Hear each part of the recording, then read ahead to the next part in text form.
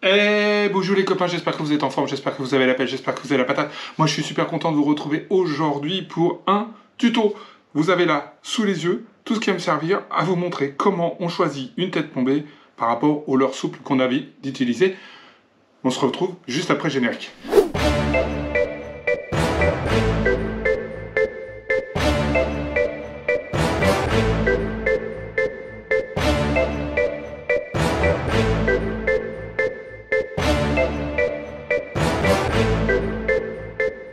Alors avant de commencer, oui, je vais vous livrer mon expérience, c'est pas la vérité, c'est à vous aussi de vous faire votre avis. Peut-être que d'ailleurs vous utilisez des têtes plombées différentes, des leurres différents, vous les montez voilà, différemment. Et bien, dans les commentaires, moi j'ai envie aussi d'apprendre grâce à vous. Donc laissez-moi vos commentaires sur votre façon de faire. Et si la vidéo, elle vous a plu, un petit pouce bleu, un petit partage. Et puis si vous ne l'êtes pas, abonnez-vous, ça doit être juste dans le coin, là ou là, je sais plus. Voilà, j'aurai plaisir à vous retrouver toutes les semaines pour une nouvelle vidéo. Alors on commence. Ici j'ai sélectionné des shads, des leurres finesse, des slugs, des texans. J'ai sélectionné des têtes plombées de différentes marques, même s'il y a beaucoup de la lande là-dedans. Et surtout de différentes formes pour vous montrer comment faire. Et vous avez ici tout ce qu'il vous faut. Un bon couteau, un bon ciseau. Celui-ci est extra de chez Querperlan, c'est leur couteau à tresse, c'est leur ciseau à tresse. Il est vraiment top pour couper les leurres parce qu'on en aura besoin tout à l'heure. Et puis, le petit bouchon de rhum important. Bon, rhum ou autre chose, ça marche avec tout. Alors, on va commencer par les basiques. Je vais commencer par le plus simple, celui-ci. Donc ça, c'est un leurre texan, c'est un swatchad. Donc il n'y a pas de question à se poser sur les leurres texans. Généralement, ils sont prémontés. Donc voilà, ils sont faits pour, en effet, avoir une nage sympa, voilà, puisque ça permet de ne pas avoir d'hameçon qui fixe le leurre et qui l'empêche de bouger sur une bonne partie de sa longueur. Donc là, ça bouge bien. Et bien sûr, l'hameçon est rentré dans le corps, ce qui permet de ne pas crocher. Donc on va laisser de côté celui-ci, parce que c'est le plus simple. Généralement, là où vous vous posez pas mal de questions, c'est de savoir, par rapport à des formes de tête très différentes comme celle-ci, laquelle je monte sur quelle leurre et comment je le fais. Je vais d'abord vous décrire les têtes, parce que vous voyez ici que vous en avez plusieurs. Alors d'abord, je vais vous décrire ces deux-là. Donc là, on est sur des têtes de shad assez classiques, si ce n'est que vous voyez que là, vous avez une avec une version hameçon long et une avec un hameçon version court. Donc ça va... C'est important de regarder quelle que soit la marque. Là, ce sont des têtes anges de chez Delalande. Pourquoi? Parce que si vous mettez un hameçon long dans un petit shad comme ça, vous voyez que ça fait plus de la moitié du corps. Donc en fait, vous n'aurez que la dernière partie, ici, qui va nager, et pas tout le reste. Si je prends, regardez par rapport à mon doigt, voilà, si je mets avec un hameçon court, vous voyez que ça me prend, allez, un petit tiers, et donc là, j'ai beaucoup plus de souplesse dans le leurre. Donc la taille de l'hameçon est très importante. C'est pour ça que je privilégie quasiment systématiquement les têtes ange, hameçon court comme celle-ci, pour la raison que je viens d'évoquer. Alors, je vais me servir de ces têtes-là, de ces formats-là, voilà, que vous trouvez dans pas mal de marques, mais franchement, celles-ci, elles sont top avec un très bel œil, et ça, c'est important. L'œil, c'est un signal d'attaque pour les poissons. Je vais m'en servir pour des shads, pour créer du rolling, parce qu'on va voir que selon la façon dont on le monte, on va chercher du rolling. Après, vous avez des têtes qui sont beaucoup plus finesses. Alors, je vous en montre deux ici. Voilà, donc ça, ce sont deux têtes. Ici, vous avez une tête de Fireel, et ici, vous avez une tête ange finesse. Alors, celles-ci, elles vont être beaucoup plus importantes pour aller sur des slugs, mais pas que, puisque vous pouvez aussi les monter sur du shad. Mais vous allez vous en servir dans des moments où vous n'avez pas forcément besoin de rolling, mais que vous avez besoin de descendre très vite. On est bien d'accord que quand un leurre, voilà, touche l'eau, avec le poids de la tête, il a tendance à descendre un petit peu comme ça dans l'eau. Et quand vous êtes sur des grandes profondeurs, vous avez besoin que et que vous voulez aller au fond, vous avez besoin que votre leurre descende très vite. Et bien quand vous avez besoin que ça descende très vite, vous allez chercher des têtes, voilà, qui sont très pointues, très profilées, et qui vont vraiment bien pénétrer dans l'eau, et aller très vite. Donc ça, on va s'en servir après, plutôt pour la partie slug, même si, je vous l'ai dit, elle va très bien aussi sur un petit shad comme ça, quand on veut aller plus vite au fond. Et puis, dernière, alors, on est bien d'accord, moi je ne suis pas exhaustif là, puisque je suis plutôt un axe mère. Il existe plein d'autres types de têtes plombées, ballon, football, etc., etc., pro et autres. Là, moi je vous parle de ce que j'utilise en mer. La troisième que j'utilise, c'est celle-ci. C'est une Aerojig. Alors, sa spécificité, j'essaie de vous montrer, j'espère que vous verrez bien à la caméra, sa spécificité, voilà, c'est qu'elle est un profil, alors ce qu'on appelle dart, flèche, en fait, vous voyez que c'est comme une tête de flèche, et cette tête de flèche, elle va avoir un gros avantage, c'est que quand on va l'animer, qu'on va tirer très très fortement dessus, en fait, l'eau va appuyer sur les deux côtés, mais généralement, ça va appuyer et ça va désaxer votre leurre, ce qui fait que avec des petits twitch, vous allez pouvoir faire ce type de mouvement sous l'eau au fur et à mesure que vous allez animer. Et franchement, sur le Zand Finesse que vous voyez ici, l'année dernière, c'est celle que j'ai utilisée le plus et ça donne d'excellents résultats. Et vous voyez qu'en plus, ça se monte très très facilement. Donc voilà un petit peu la panoplie des têtes et un petit peu la description pour vous orienter dans le choix de la tête plombée. C'est pas facile parce qu'il y a plein de marques, il y a plein de formes, il y a plein d'éléments importants. Il y a un élément qui est très important pour moi, vraiment, c'est cet élément œil. Vous voyez, un bel œil rouge comme ça, c'est un vrai signal d'attaque. C'est pour ça que souvent, j'en ai pas là, mais souvent vous avez des leurres, notamment des leurres dures, où vous avez du rouge au niveau de l'œil, des choses comme ça. C'est juste pour que le poisson voit mieux cet aspect-là. Et vraiment, en signal visuel, c'est très très important. Alors maintenant, je vais vous montrer comment on monte ces leurres-là. Parce que vous avez en fait deux formes. Vous voyez que là, vous avez une tête plombée qui a un plat, juste derrière, et là, vous avez une tête plombée, vous voyez, qui a un arrondi. Je ne sais pas si on le voit bien, voilà. On doit mieux voir comme ça, si je le mets à plat, voilà. Alors forcément, on ne va pas le monter de la même façon. Si je veux un plat, eh bien tout simplement, je vais couper droit, et c'est souvent là plus compliqué, quand j'ai un arrondi comme celui-ci, je vais couper rond. Alors on va commencer par le plat, parce que c'est le plus simple. Alors, première chose, je vais vous montrer par exemple comment je monte une tête de Fireel, 40 grammes, sur un Zand Finesse 18 cm. Soit dit en passant, c'est juste extra pour le lieu. Je vais vous montrer d'abord ça, parce que quand vous avez le leurre qui est plat avec une tête qui est plate, il n'y a pas de question à se poser. Alors, comment on le monte? C'est simple. Prenez votre leurre, vous montrez dessus, ça va vous montrer où il faut percer. Vous voyez, par rapport à la tige de l'hameçon. Deuxième chose, vous voyez que là, je mets mon doigt en haut de la hampe, c'est l'endroit où va ressortir le leurre. Donc là, en gros, c'est au milieu, je plante au milieu, je pousse, et je ressors à peu près où il y a mon doigt. Vous voyez, hop, et là, voilà, j'ai un leurre quasi bien monté. Là, vous voyez, on le voit très bien, je l'ai percé un tout petit peu plus loin, ce qui fait que vous avez un arrondi ici. Donc c'est simple, si vous l'avez poussé un petit peu trop loin, vous ressortez tout doucement, vous ressortez, hop, vous repiquez à 2 ou 3 mm en avant, voilà.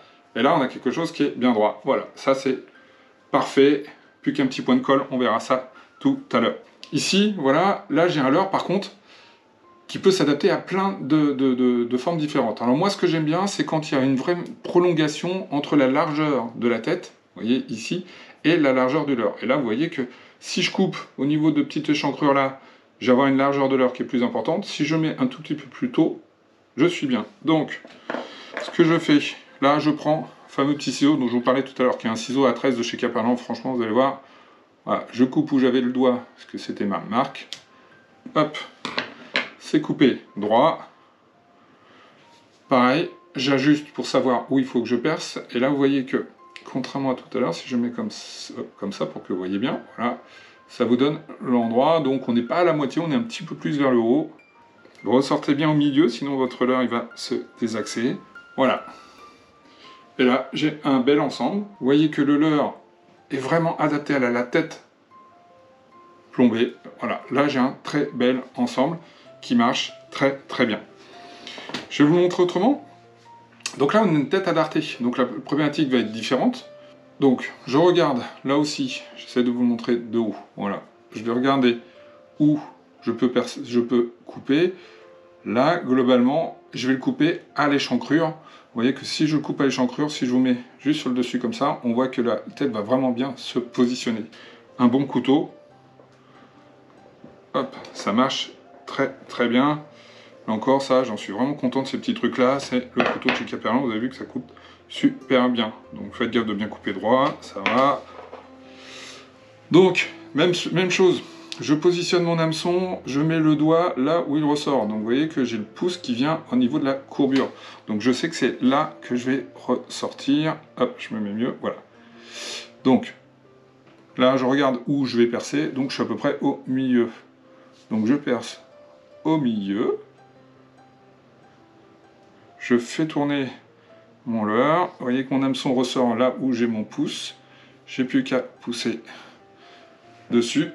Et là, je vais avoir un leurre qui va beaucoup plus darter que celui-ci. Donc le premier ici, en Morito, va descendre très très vite au fond de l'eau. Et je vais avoir plutôt des pêches en traction ou des pêches en linéaire, en remontant en ascenseur, des choses comme ça. Là, je vais être beaucoup plus au fond à twitcher pour que la tête fasse désaxer mon leurre et je vais avoir quelque chose de beaucoup plus erratique, comme un poisson qui fuirait, qui serait un petit peu malade, ce genre de choses. Donc deux têtes, vous voyez, sur le même leurre, mais qui vont complètement changer votre stratégie de pêche. Voilà pour les slugs et donc le fire reel que l'on avait avant. Hein. On est exactement sur la même chose, donc on est fire reel, on est plus sur un leurre qu'on va pas forcément chercher à désaxer, donc on va plus le monter là, sur cette tête-là, pour descendre très très vite au fond et aller chercher le poisson là où il est. On va attaquer les shads. Donc là, voilà, 3 shads. Là, vous avez 2 solutions sur votre shad. Si vous voulez pas avoir trop de rolling, si vous voulez avoir quelque chose de discret, vous allez monter votre tête plombée très droite, comme ça. Si vous voulez avoir du rolling, vous allez désaxer votre tête sur quelque chose qui ressemble à ça. Donc vous voyez que je la penche vraiment sur l'avant. Alors pourquoi je la penche sur l'avant? C'est que tout simplement, on va le voir quand il va être monté, c'est que là, vous avez votre fil qui sort ici, la tête va se courber un tout petit peu, l'eau va appuyer sur la tête, et forcément en appuyant sur la tête, elle va créer un grand rolling. Alors je vais vous montrer, eh bien, on va faire les deux. Et c'est là que mon petit bouchon bouteille de rhum est très important, puisque vous voyez que sur ces têtes, elles sont arrondies. Moi j'aime bien quand c'est vraiment nickel. Alors je regarde, vous voyez bien, hop, tout écarté, vous voyez bien ici. Donc je regarde où je dois couper, vous voyez que en gros, en coupant juste derrière l'œil, je suis bien. Et donc là je vais faire une coupe ronde, donc je me mets, vous voyez, je suis à peu près dans l'axe ici de mon bouchon et dans l'axe du corps.